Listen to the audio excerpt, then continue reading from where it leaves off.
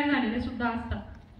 अशा व्यक्तींसमोर म्हणजे खूप मोठ्या व्यक्तीसमोर आपण जाऊन एक आपलं लहान असतो, आपण त्यांच्या समोर जाऊन बसतो, ते आपल्याला प्रश्न विचारतात, आपण त्याची उत्तर देतो. त्यांनी जे प्रश्न विचारलेले असतात त्याच्यावरती त्यांनी इतकं काम केलेलं असतं की आपलं उत्तर हे खूप छोटं असतं त्यांच्या समोर. तर अशा इंटरव्ह्यूची तयारी तुमची 1 महिना 2 महिन्यात होत नाही. ही इंटरव्ह्यूची जी तयारी असते ती ही आत्तापासूनच आपली झालेली असते. म्हणजे आम्हाला असं खूप सांगितलं जायचं की तुम्ही कसे घडले आहात. इंटरव्ह्यू साधारण अर्धा पाऊण तास चालतो. पाऊण तासात तुम्ही जसे आहात ते बरोबर बाहेर आहे. सुरुवातीचे 5-10 मिनिटं तुम्ही हे करू शकता, आपण म्हणतो ना एखादं सोंग आणू शकता. त्यानंतर जे तुमचा अर्धा तास झाल्यानंतर पाऊण तास झाल्यानंतर तुमचं जे खरं रूप आहे तेच समोर येतं. आणि त्याच्यासाठी तुम्ही कसे बसता, तुम्ही कसे राहता, तुम्ही कसे बोलता हे खूप महत्त्वाचं असतं. त्यामुळे आजपासून प्रत्येकाने त्याच दृष्टीने तयारी करायची. गोष्ट फक्त ही नाहीये की तुम्हाला MPSC UPSC ची परीक्षा द्यायची आणि इंटरव्ह्यू द्यायचा आहे म्हणून हे करायचंय, असं नाहीये. मी असंही म्हणणार नाही की फक्त एवढ्याच परीक्षा द्या किंवा ह्या परीक्षा देणं त्याच्यातून अधिकारी होणं म्हणजे सक्सेसफुल होणं, असंही नाहीये. तुम्हाला अनेक संधी आहेत. तुम्ही इंजिनियर होऊ शकता, तुम्ही डॉक्टर्स होऊ शकता. आपल्या इथे शाळेत म्हणजे कुकुडणीच्या शाळेतला एक मुलगा IIT मध्ये आता सिलेक्ट झालाय.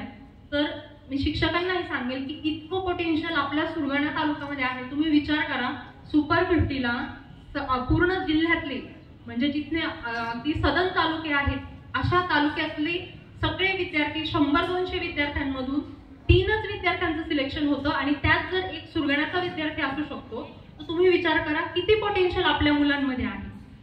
फक्त तुम्हाला त्यांना वे आउट करणं खूप महत्त्वाचं आहे. त्यांना फक्त एक दिशा द्या, डिरेक्शन द्या, ते निश्चित खूप चांगलं रिझल्ट तुम्हाला देतील. मी पर्टिक्युलरली आता मुलांना 10वी आणि 12वीचे जे मुलं आहेत, तुम्हाला पुढे काय करायचंय, एक आपलं एक गोल असलं पाहिजे. एक शॉर्ट टर्म असतं आणि एक लॉंग टर्म असतं. म्हणजे 5 वर्षात आपल्याला काय करायचंय आणि 20 वर्षांनी आपल्याला काय करायचंय हे नेहमी तुम्ही लक्षात ठेवा. आपल्याला पुढे 1 वर्षामध्ये, 5 वर्षामध्ये आणि 20 वर्षामध्ये आपल्याला काय बनायचंय, आपण कसे असलं पाहिजे, एकच गोष्ट मनाशी ठेवायची. आपल्याला ना एकच आयुष्य मिळतं. हे एक आयुष्य जे मिळालंय ना ते आपल्याला किड्यामुंग्यांसारखं जगायचं नाहीये. आपल्याला काहीतरी वेगळं करायचंय. मी म्हणजे माझं स्वतःचं उदाहरण देईल. मी इंजिनिअरिंग केलं, त्याच्यानंतर महिंद्रा अँड महिंद्रा कंपनीमध्ये जॉब केला. पण मग मी तो जॉब का सोडला किंवा इकडे का आली MPSC मध्ये, मला हेच म्हणणं होतं की एकच जर आयुष्य मिळालंय ना तर कंपनीत जॉब तिथे जायचं. कंपनीमध्ये मला बाहेर आले की मला कोणी ओळखत सुद्धा नव्हतं. आज जे मी हे झाली आहे, तुम्ही विचार करा, इतक्या लोकांशी मला बोलण्याची संधी मिळते, इतक्या लोकांपर्यंत पोहोचता येते. तर एवढंच एक ध्येय माझं होतं की एक आयुष्य मिळालंय ना, आपलं बेस्ट आपण करायचं.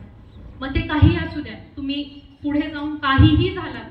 तुम्ही जसं सरांनी सांगितलं की नर्स सुद्धा अनेक मुली आपल्या नाशिकला आपल्याला दिसतात. तुम्ही नर्स जरी झाल्या तरी सुद्धा जे काही कराल ते 100% करायचं. तुमचं 100%. आज तुमचं म्हणजे शिक्षक तुम्ही जे आहात तुमचं 100% तुम्ही द्या. शिकवण्याचं काम 100% करा. मुलांनी सुद्धा तुम्ही जे काही करताय ना ते तुमचं बेस्ट करायचं.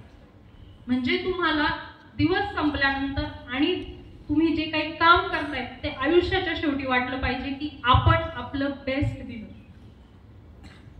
बरोबर ना? बोर नाही होते ना?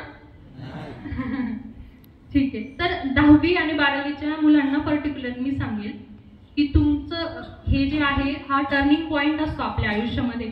तुम्ही जे काही करता आतापर्यंत जे केलेलं असेल, मी असे खूप विद्यार्थी बघितले माझ्यासोबत आणि विद्यार्थिनी होत्या. तर 9वी पर्यंत त्यांना फार काही मार्क्स नव्हते, 60% वगैरे असे असायचे. आणि 10वीला त्यांनी चांगला अभ्यास केला, 80-90% त्यांना मिळाले. काहींनी तर 10वीला सुद्धा एवढा अभ्यास नव्हता केला, पण 12वीला त्यांनी खूप चांगला अभ्यास केला. आणि त्यानंतर इतका प्रोग्रेस त्यांच्यामध्ये झाला की म्हणजे आमच्या शिक्षकांना सुद्धा विश्वास बसायचा नाही की हा तोच विद्यार्थी आहे, ही तीच विद्यार्थिनी आहे जी शाळेमध्ये इतकं काही विशेष काही करायचे नाही, पण पुढे जाऊन म्हणजे ती खूप सक्सेसफुल झाली किंवा तो खूप सक्सेसफुल झाला. तर हे तुमचे टर्निंग पॉइंट्स असतात 10वी आणि 12वी. त्याच्यामध्ये तुम्ही तुमचं 100% द्या. आणि किती मार्क्स पडताय हे खरंच महत्वाचं नसतं, तुम्ही किती प्रामाणिकपणे जे काही तुम्हाला सांगितलेलं आहे ते किती प्रामाणिकपणे तुम्ही करता हे खूप महत्वाचं आहे. त्यामुळे तुम्हाला तुमच्यावरती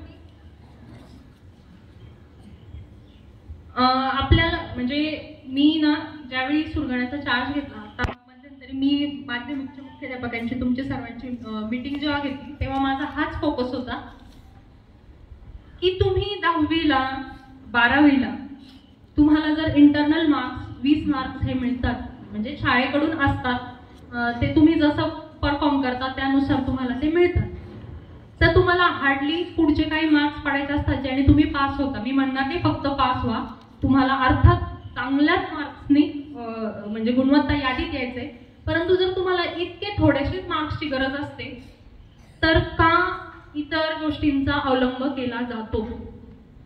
माझं पूर्णपणे म्हणजे मी हे ओपनली सर्वांना सांगेन, अजिबातही कॉपी हा शब्द ही आपल्या आयुष्यात येता कामा नये. त्याचा काहीही फायदा होत नाही, काहीही नाही. Trust me. आज तुम्ही तो जर मार्ग अवलंबला आणि त्याने तुम्ही पास झालात, त्याचा पुढे काहीही उपयोग नाही. तुम्ही 12th फेल मूवी बघितला का? यांना दाखवलाय कसं? 12th फेल म्हणून एक पिक्चर आलाय, शक्य झालं दाखवलाय ना? हां 10वी 12वीच्या यांना जर नसेल इनकेस दाखवलेला नक्की दाखवा. त्याची छोटीशीच तुम्हाला स्टोरी सांगेल मी आणि मग मी एंड करेल. त्या मुलाला ना 10वीलाच तो असतो आणि मध्य प्रदेश बिहारचे आहेत मला वाटतं ते.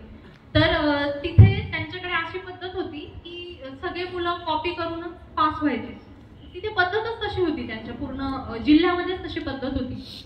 आणि त्यांच्याकडे एक असे अधिकारी आले, एक म्हणजे असं आता जसं मी तुमच्या समोर आले ना, तर तसे एक पोलीस अधिकारी त्यांच्या तालुक्यात येतात आणि ते त्यांना भेटतो हा मुलगा आणि तो त्याला कॉपी करताना ते पकडतात आणि तो त्या वर्षी फेल होतो. आणि म्हणजे मग तो त्यांच्याकडनं प्रेरणा घेतो, ते त्याला खूप प्रेरणादायी वाटतात की हे इतके मोठे अधिकारी झालेत आणि मग ते असं त्याला सांगतात की कॉपी वगैरे करून काही उपयोग नाहीये, तू तुझ्या मेहनतीने तू पास हो. आणि मग तो मुलगा पुढे जाऊन म्हणजे फक्त त्याच्या मेहनतीवरती, त्यावेळी तो फेल होतो परंतु त्याच्या फक्त मेहनतीवरती तो पुढे जात जात UPSC मध्ये प्रिलिम मेन्स, आणि ही खरी स्टोरी आहे, आपले एक अधिकारी आहेत IPS अधिकारी आहेत त्यांची ही स्टोरी आहे. तर पुढे जाऊन फक्त मेहनतीच्या जोरावरती आणि इंटरव्ह्यू मध्ये एंडला त्यांना प्रश्न विचारला जातो आणि तर तिथं सुद्धा खरं सांगतात की मी 12वीला कॉपी केली होती, त्याच्यामुळे माझं 1 वर्ष 10वीला मी कॉपी केली होती, 1 वर्ष वाया गेलं आणि त्याच्यानंतर पण मग मी मेहनत केली आणि मी इथपर्यंत पोहोचलो. तर यात मला सांगायचं एकच आहे की तुम्ही जे काही कराल ते प्रामाणिकपणे करा, तो मार्ग कधीही अवलंबू नका. जितकं शक्य आहे तेवढा आत्तापासून, आत्ताशी वर्ष सुरू झालेलं आहे, तुमच्याकडे चांगले शिक्षक आहे, सरांनी सांगितलं वेगवेगळे तुम्ही उपक्रम शाळेमध्ये घेताय, तर इतके चांगल्या शाळेमध्ये तुम्ही आहात, एवढं तुम्हाला मिळतंय, प्रत्येकाला हे मिळत नाही. एवढ्या चांगल्या शाळेत तुमचे पालक जर तुम्हाला पाठवतायत तर तुमची ही जबाबदारी आहे की तुम्ही प्रामाणिकपणे अभ्यास करून, वर्षभर अभ्यास करून चांगल्या मार्क्सने पास व्हायचंय. आणि मुलींसाठी खास करून मी एक सांगेल, तुम्हाला 2000ची नोकरी असली तरीही चालेल, परंतु तुम्ही तुमच्या पायावर उभा राहणार असं काहीतरी आपल्या आयुष्यात करायचं. आपल्याला आर्थिक गोष्टीसाठी म्हणजे पैशांसाठी कुणाही समोर हात पसरावे लागतील हे होता कामा नये. स्वतःच्या पायावरती उभं राहून स्वतःचे निर्णय स्वतःला घेता येतील याकडे तुम्ही आयुष्यभर लक्षात ठेवा. ही आता मी आज सांगून जाईल, किती मुली लक्षात ठेवतील मला माहित नाही, पण ही खूप मोठी गोष्ट असते, ही नंतर तुम्हाला लक्षात येईल. तुमच्या शिक्षिका सुद्धा तुम्हाला सांगतील. घरात स्थान निर्माण करायचं असेल तर स्वतः इंडिपेंडंट व्हा, स्वतःच्या पायावर उभ्या राहा. आणि शिक्षकांना मी एक शेवटी सांगेल, तुमच्या काहीही नवीन आयडियाज असतील, मुख्याध्यापकांनाही मी सांगेल, तुमचं काहीही म्हणणं असेल, आमचं प्रशासकीय विभाग, शिक्षण विभाग, पंचायत समिती सुरगाणा नेहमी तयार आहे. तुम्हाला कोणत्याही प्रकारची मदत लागली, विद्यार्थ्यांना, तुम्हाला स्वतःला आम्हाला केव्हाही सांगा, विद्यार्थ्यांसाठी गुणवत्तेसाठी आम्ही नेहमी तयार आहोत. ओके, धन्यवाद.